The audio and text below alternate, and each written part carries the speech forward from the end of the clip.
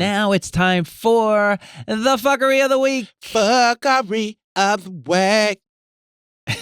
You gonna go first this time, Les? Yes, I'm going first. Okay, so I was watching 911 Lone Star, and she was taking a 911 call, and there was a little boy that was calling in because he wanted to not miss the pizza party. He wanted, he was like, the way he called in, he was like, oh my God, I'm stuck on these tables. And so the girl was like, oh my God, it's an emergency. This little boy is stuck in a table or something because he's saying tables. And then it comes out that it's timetables. Like he's calling into 911 to get some help with multiplication. So, so she, the way that she handled it was so beautiful. It wasn't like she told him like this is not where you're supposed to call in for that type of emergency. And then the little boy was like, please help, because like I want to be able to go to the pizza party and this is really hard. Can you please help? Now, I thought to myself, what a fucking, like there should be a section that they send that call to, or that, do you get what I'm saying? Like no one, I was thinking about this. I said, and I'm gonna say it like I wrote it, because I wrote it right at that minute. There are so many jobs that we could fill. There should be no unemployment in this country. Like there should be a mental health people in certain sections. Like there's so many jobs. I see so many things that can be done by people. Like you just have to recreate what that is, or rename something. Right. Like there's like we're supposed to be so much advanced. There's so many jobs, but we have no money, or we do it and we do have money and it's going to the wrong place. When will we admit to ourselves our system is fucked up? When will we be brave enough to go through the uncomfortable work of fixing it?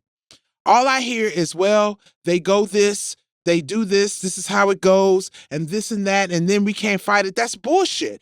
If these yahoos are just making the right moves at the right time, it doesn't necessarily mean that they're smart. That doesn't mean that their system is unfixable. You mean to tell me we can't outsmart these fucking stupid fucking assholes? Because that's what they are. And they know that they're stupid. They know that they're stupid, and they know that they're getting away with it because we are fucking lazy. Like, why do you think they are fighting so hard now? Because we're finally looking at their shit. We're finally paying attention to some of their shit. That's why they're fighting so hard to cover up their shit. They're trying to take out AP. They're trying to take women's rights. They're trying to take vote. They know now we're starting to catch on. The only reason they have gotten away with what they've gotten with is because of our complacent laziness.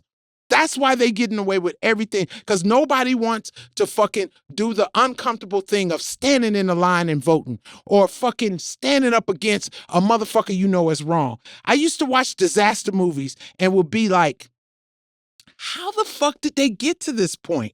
How did they get here? And I believe it's never the actual disaster that destroys us. It's the decisions we make after that disaster happens and in reaction to that disaster. That's when our decisions are terrible, and we're making decisions now that is going to shape an awful future if we don't stop it. You're not telling me Elon Musk is not the dude the Terminator is supposed to come back and kill. You're not telling me that. Thinking someone else will fix it. This is what we've been fucking. We're blind. This is a start at the root problem, and we will not win that. We will not beat that shit until we fucking do it together. We have like I get it. There's fucking, look, I put it on my page all the time. But the reason I put that there's racism, because we need to start looking at our problems and stop acting like they're not problems.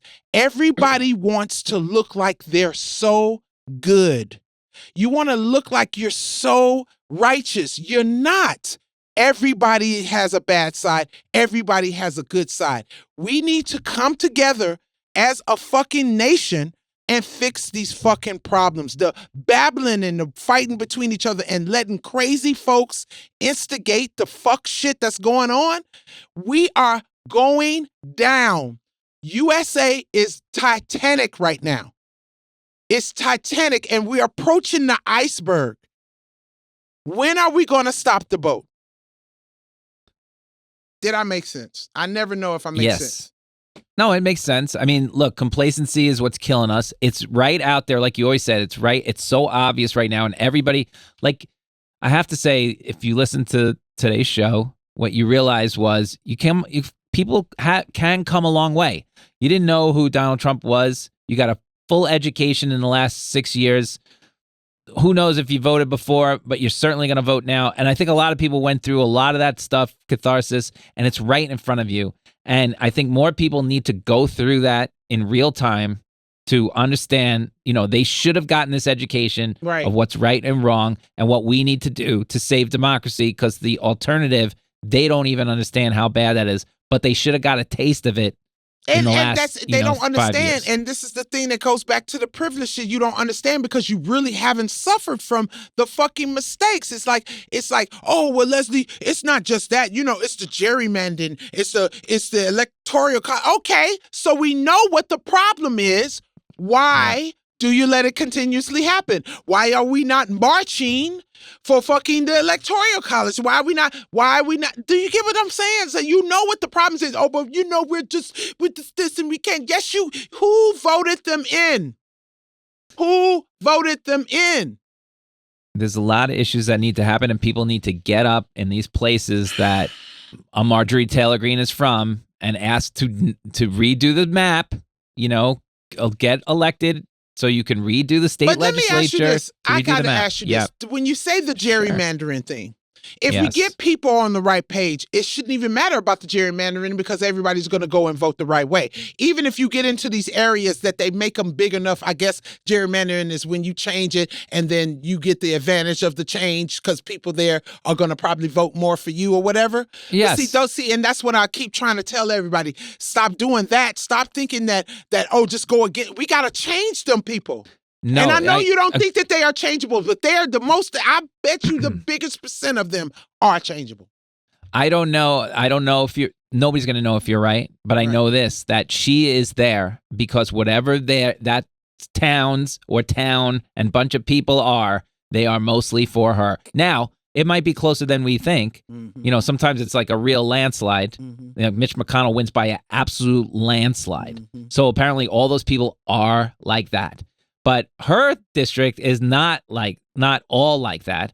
So apparently she doesn't embarrass them, wherever she's from. Because we have people that are really miseducated and misinformed. I mean, literally, there's people who think that there's two militaries, a bad one and a good one. There's people walking around right now thinking, oh, fake news. No, that's the one. Trump's still the president. Biden is the fake one. I don't know. It's fake. Who? What writer? What, you don't even see that on the Oscars, motherfucker. Like, what the fuck? Yeah, these people need to wake up for sure, and they need to be fed information, not misinformation. They have to realize that she's an embarrassment, not somebody want representing you. And the news that you're getting is fake. Your news is fake, sir. Yeah, it's hard. Once you're in the cult, it's tough to realize you're in the cult, right? It's so fucking upsetting, you're right on man. It's upsetting. At this point, I want to start shooting people. Okay. Oh, God. You made sense, though. Leslie, I've had the career I wanted to have. I really have. I've always wanted to be a comedian in New York City. I want to do most of my shows in New York City, make a living doing it. Then people say, but don't you want to be bigger? You should think bigger. You should have thought bigger.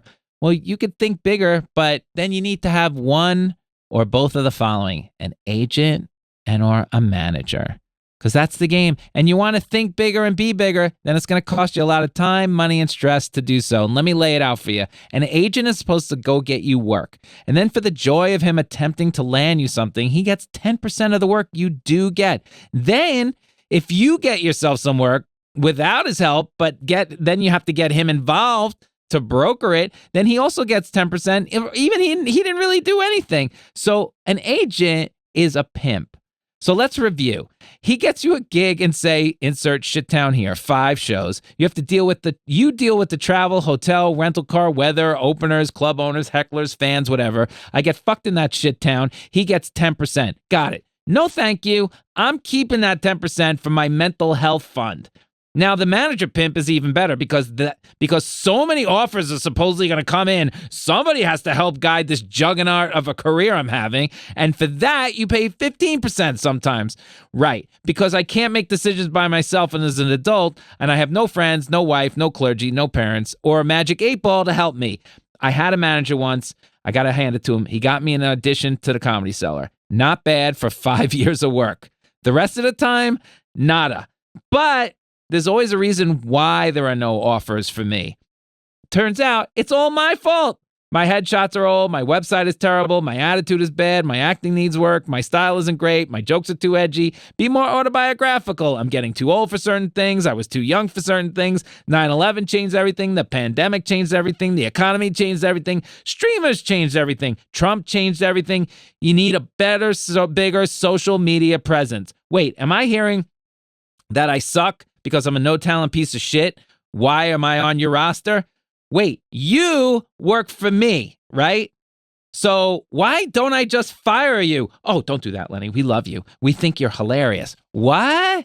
Now, I'm sure to get feedback from a lot of people about this one, including Leslie's representatives, even if they listen. But why would they listen? This is sold business. They're on to new business. They're busy making calls and doing lunches and coming up with strategies and submitting for stuff and talking to people about you. Oh, just shut the fuck up. To quote the great Rod Tidwell, show me the money. You want to get stressed out? Get famous. Just show me the money. Call me when you have something. I get stressed out watching Leslie get stressed out with these people. Manager, theatrical agent, road agent, podcast agent, literary agent, TV agent, commercial agent, movie agent, and ed, publicist, therapist, assistant, glam team. You want me to be bigger? Fucking kill me. I'm good. I'm good, man. Yeah, fucking kill me. Like you just literally just said all the horrors of my fucking life. Like, you know what? The first time that I got an agency, the first time I got an agency, people don't know this. I'm like, I did the Ice Cube. I went to the office with a bat because they had held my commission for 2 months. It's fucking December. I haven't paid my fucking rent. I haven't paid none of my bills. They owe me $3,000, and they said it's got to go through accountant. Well, this bat is about to account for my motherfucking money. Give me my motherfucking money. No, literally, if you could have just seen that scene of the receptionist going, oh, Leslie's down here, and you could tell that they said, oh, send her away. And she goes, oh no, she has a bat.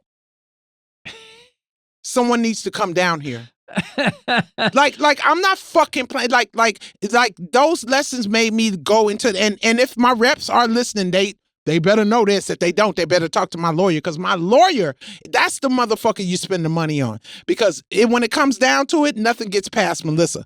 But as far as the agents and the managers, I fucking tell their ass all the fucking time, I do not work for you. You work for me. I do not go to a gig and fucking do the gig and have to get the money from you. The money touches my hand first. How dare you take my money before I get my motherfucking money? So this is what I'm talking about. So I would tell them, no, and I tell them too, you didn't get to work, I don't pay you. You didn't get to work, I don't pay you. That is a very straight line. Oh, did you get this? Oh, but Leslie, what did you do? You didn't do nothing. No, you don't get, and it's very clear. And then it's set up to where the money comes straight to me, so you're not gonna get your money.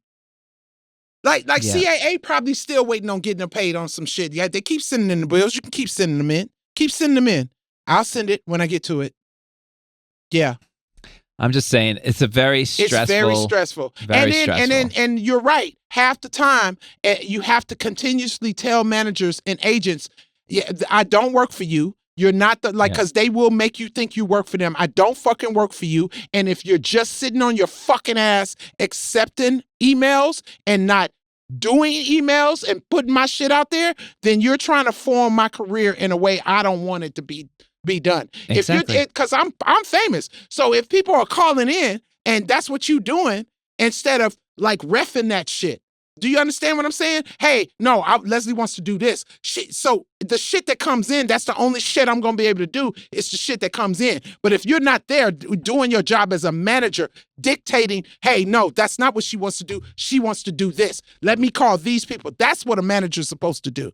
So y'all don't get it fucked up. So these are the talks you got to have with your manager. I don't have no problem with telling my manager, and you can ask Avi, I will fire the fuck out of your ass. I don't give a shit about you or this. I told Josh, just talk to him. I don't enjoy talking to you. I will never talk to you again. Go through my fucking manager. Like, I have no problem. Fuck you, motherfuckers. Fuck you, motherfuckers. We're the fucking artists, and I could give a shit if you want to work with me, because I'm the shit. And I'm the reason you making your money. Yeah, so there it I is. mean, just listening to this. Just listen my to point it. was just listening to you get stressed out. I'm sorry. Yeah. But my point is, I'm not dealing with that stress. I'm not doing it. But see, I don't this care is if what I'm I not keep famous. telling you though. But this It's is what I fine. keep telling you Brutal. though. Like the way that we headed, you just get a good lawyer. Because like at this point, like if I didn't have to have a fucking agent, like I went without an agent and a manager for a little while because I was like, fuck this shit. I'll just let Melissa handle the shit. But you can only do that at a certain point. I am Leslie Jones. People do have to talk to agents. They do have to talk to a manager. They have for to. Leslie Jones, for somebody that big. I'm saying, if you want to know why I'm not bigger, I'm not dealing with that. I'm fine. I'm cool. You're going to be big because you. Well, then I'm going to need have no choice. Michigas. All right. I mean, you can always get Gina to manage you too.